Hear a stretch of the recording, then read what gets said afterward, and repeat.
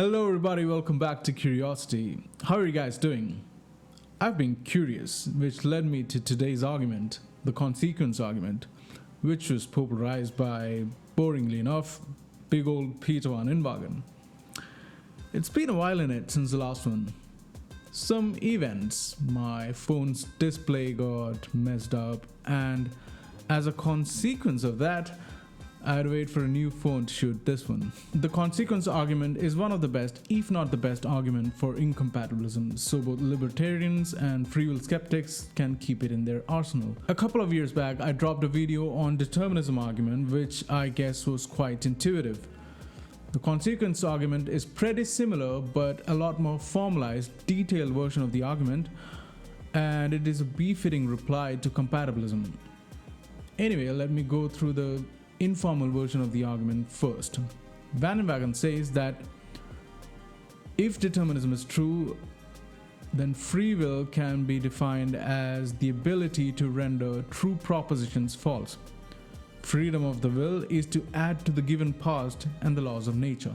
In his book, An Essay on Free Will, Van Inwagen says, if determinism is true, then our acts are the consequences of the laws of nature and events in the remote past. But it is not up to us what went on before we were born, and neither is it up to us what the laws of nature are. Therefore, the consequences of these things, including our present acts, are not up to us. So basically, if determinism is true, given that no person can alter the past or the laws of nature, and that each person's acts are consequences of the past and the laws of nature, no person can alter the future from what it is going to be, which is a consequence of the past and the laws of nature. Now let's get to the first formal argument. Let us suppose that there was once a judge who had to raise his right hand at a certain time, t, to prevent the execution of a death sentence of a criminal. Let us further suppose that the judge, call him J, refrained from raising his hand at t, and that this inaction resulted in the criminals being put to death. I shall argue that despite the judge being an unpressured, sane, rational, healthy, happy individual, J could not have raised his hand at t if determinism is true. Okay, so let t naught be some arbitrarily chosen instant of time earlier than J's birth, p naught be a proposition that expresses the state of the world at t naught, p be a proposition that expresses the state of the world at t, and L be the conjunction into single proposition of all the laws of nature. So here goes the argument. Premise 1. If determinism is true, then the conjunction of P0 and L entails P. Premise 2. It is not possible that J have raised his hand at T and P be true. Premise 3. If premise 2 is true, then if J could have raised his hand at T, J could have rendered P false. Premise 4. If J could have rendered P false, and if the conjunction of P0 and L entails P, then J could have rendered the conjunction of P0 and L false. Premise 5. If J could have rendered the conjunction of P0 and L false, then J could have rendered L false. Premise 6. J could not have rendered L false. Conclusion. If determinism is true, J could not have raised his hand at T. Quite intuitive, I suppose. Our belief that there is more than one choice we can make, more than one action we can perform, and more than one future which is within our power to bring about is an illusion. Let's look at the third version of the argument, the rule beta argument, also called the modal consequence argument. This argument uses a modal sentential operator which Van Inwagen defines as follows. NP abbreviates P and no one has or ever had any choice about whether P. It's called the powerlessness operator. Van Inwagen tells us that the logic of N includes these two inference rules, where box P asserts that it is logically necessary that P. Rule alpha. Rule alpha states that from box P we may infer NP. It is also called unavoidability closure. Rule beta. Rule beta states that from NP and N of P implies Q, we may infer NQ, transfer of powerlessness. It's also called the modal slingshot. In the argument coming up, L is an abbreviation for a sentence expressing a conjunction of all the laws of nature. H is a sentence expressing a true proposition about the total state of the universe at some time in the distant past before any agents existed. Implies is the material conditional or simply implies, and P is any true proposition, say that J does not raise his hand at T. The argument is a conditional proof. Assume determinism and show that it follows that no one has or ever had a choice about any true proposition, including propositions about the apparently free actions of human beings. So the third formal version of the consequence argument goes like this. Premise 1, it's necessarily the case that H and L implies P. Definition of determinism, initial conditions and the laws of physics entails proposition P being true. Premise 2, it's necessarily the case that if H, then if L, then P, from one by modal and sentential logic. Premise 3, by rule alpha we have no one has or ever had any choice about whether if H, then if L, then P. Shout out to Rajalakshmi teacher for teaching us how to read mathematical expressions. Premise 4, NH premise, fixity of the past. Premise 5, from 3 and 4 by rule beta we have no one has or ever had any choice about whether if L, then P. Premise 6, NL premise, fixity of the laws of nature. We can't change the laws of physics. For example, we cannot change the fact that the value of the universal gravitational constant is what it is. Conclusion, NP, from premise 5 and premise 6 by rule beta, we have no one has or ever had any choice about whether P. Therefore, we have no free will. Premises 1 and 2 follow from determinism. 3 follows from 2 by application of rule alpha. Rule alpha seems uncontroversial, right? Premises 4 and 6 also look uncontroversial. Every decision that you took was determined and you had no choice about it. Or else you'll have to accept a contradiction, which is that J could have rendered P0 and L false and that he could not have rendered P0 and L false at the same time. Now, rule beta is the key to the argument. If you thought that the formal logic stuff was over, I'm sorry, there's a bit more. So far, it seems like the argument is valid, right? Rule alpha, rule beta, both are valid.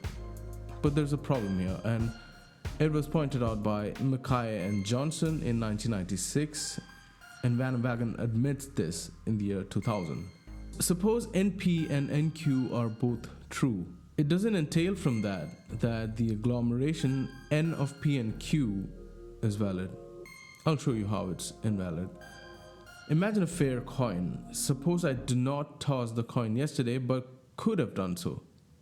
Let P be the proposition the coin does not land heads. Let Q be the proposition the coin does not land tails. And suppose that it's a fair coin which isn't tossed but I could have tossed it. Suppose that there is a coin which was untossed yesterday, although I had the power to toss it. If I had tossed it, I would have had no choice about whether it landed heads or tails. So N of the coin did not land heads yesterday and N of the coin did not land tails yesterday. But the conjunctive proposition N of the coin did not land heads yesterday and the coin did not land tails yesterday is false. I had the choice to have tossed the coin yesterday, and if I had tossed it, then it would have landed heads or it would have landed tails. So the conjunctive proposition is false even though each conjunct is true. This is a problem of agglomeration, and agglomeration is invalid here. This shows that the original rule beta is invalid. Let's take another example. At time t0, Sam can either press or not press a certain button which is connected to a coin tossing mechanism. If he presses the button, the mechanism will toss the coin twice, first at t1 and then again at a later time t2. If Sam does not press the button, the coin will only be tossed once at t1. Suppose that Sam presses the button and that the coin lands heads in both tosses. Let P be equal to the coin is tossed at T1 and lands heads, and let Q be equal to the coin is tossed at T2 and lands heads. Since the coin might land tails in the T1 toss, whatever S does at T1, NP is true. If Sam would refrain from pressing the button, the coin might land tails in the T1 toss, in which case P implies Q would still be true.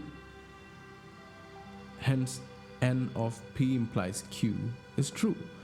On the other hand, NQ is false. By not pressing the button, S can ensure the falsity of Q. Moreover, P is made true earlier than Q. So Van Inwagen proposed to repair the consequence argument by replacing N with N star, where N star P says P and no one can or ever could do anything such that if she did it, P might be false. Agglomeration is valid for N star, and thus this particular objection to the validity of beta does not apply. The consequence argument can also be repaired by keeping N and replacing beta with beta 2. Where beta 2 says that from NP and necessarily that P implies Q, we may infer NQ.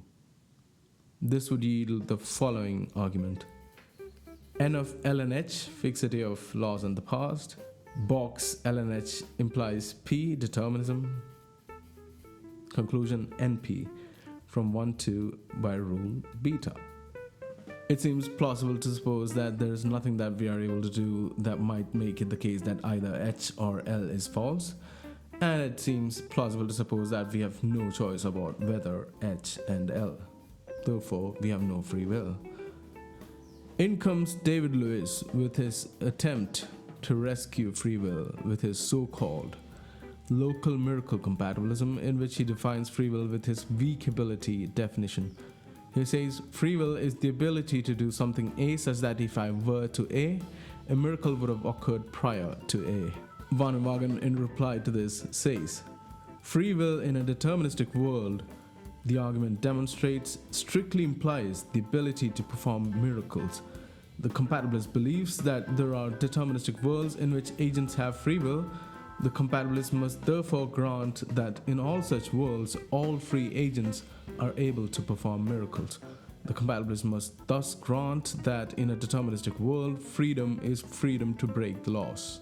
David Lewis, however, says that his position is that if determinism is true and I had done differently, then the past of the laws would have been different. He says that the argument trades on an equivocation between two counterfactuals. Counterfactual 1, the weak ability definition. If I had raised my hand, the laws of the past would have been different. And counterfactual 2, the strong ability definition. If I had raised my hand, I would thereby have caused the laws of the past to be different. To say that you could have done otherwise would only amount to the counterfactual claim that you would have done otherwise if the past or the laws of the universe had been different in some way. I'm a necessitarianist in metaphysics. I'm a modal anti-realist. Local miracle compatibilism kind of relies on a miracle happening prior to making the decision. For the past and the laws of nature to be different, you're talking about a completely different universe than this one.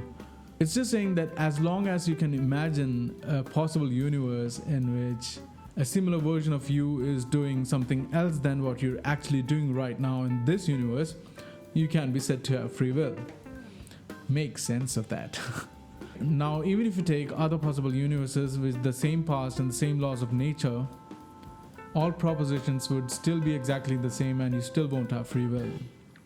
To say that you have LMC free will is to say that as long as you can imagine possible universes in which the initial conditions and the laws of nature and or the laws of nature are different than in this universe, and you can imagine yourself doing X in that hypothetical universe, while you're doing Y in this universe, you have free will. Now, even if you get yourself to say that, whatever you do in that universe would also be determined by the P naught and L of that universe, which you're not in control of either.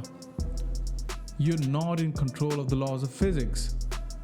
To say that you would have done differently if the laws of the past would have been different is trivial, it's boring, and certainly not a strong argument for free will. Now, compatibilists admit that we can't break the laws of nature. If you can't break the laws of nature, the ability that compatibilists want for free will is not the agent J's ability. It's not J's free will. It's not free will anyway. I think much of this compatibilist literature is just fancy footwork. Things like would have done otherwise if tried otherwise, would have done otherwise if another desire would have come for otherwise. Appeal to chaos theory, trying to introduce indeterminism into compatibilism. Biology cannot be reduced to physics. Things like human beings don't have a past. It's just sheer semantic waffle, word jugglery, mental gymnastics, fruitless philosophical tap dance. For reasons such as these, William James famously labeled compatibilism a quagmire of evasion, and Anscombe said it is nothing more than so much gobbledygook. Immanuel Kant called compatibilism a wretched subterfuge.